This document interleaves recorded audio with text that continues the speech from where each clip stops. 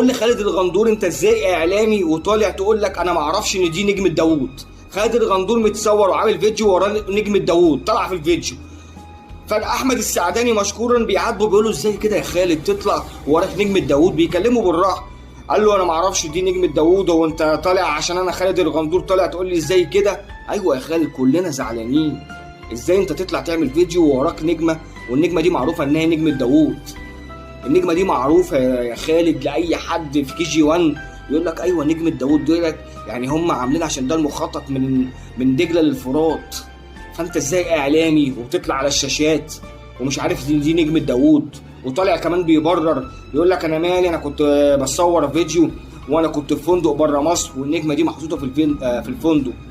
طب عادي كنت يا عم، انا كان عندي دخلت الغرفه اللي انت بتنام فيها وعملت منها الفيديو احسن ما تعمل فيديو ووراك نجمة داوود. ايه يا خالد؟ امال انت اعلامي ازاي يا ابني؟ ده الف ب اعلام، ده بياخدوها في كي جي 1، دي حاجه اسمها يعني معلومات وثقافه. انت على الابيض كده يا خالد مش عارف الفرق بين نجمة داوود واي نجمة تانية؟ امال انت ستار ازاي واعلامي ازاي يا خالد؟ ستار واعلامي ازاي؟ المفروض يا خالد انت شغال في القنوات وبتطلع على قناة المحور وعارف يعني ايه اعلام، تاخد بالك.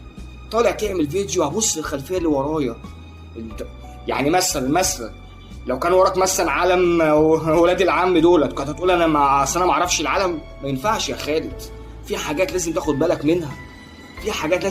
منها. انت المفروض اعلامي ومحسوب على الاعلام. تطلع تعمل فيديو وراك نجمة داوود وطلع تبرر تقول اصل انا ما اعرفش؟ لا يا خالد اسمها ثقافة عامة، اسمها الف في اعلام. ما تعرفش نجمة داوود؟ حرام عليك، انت ازاي مش تطلع على الشاشات؟ انا مش عارف.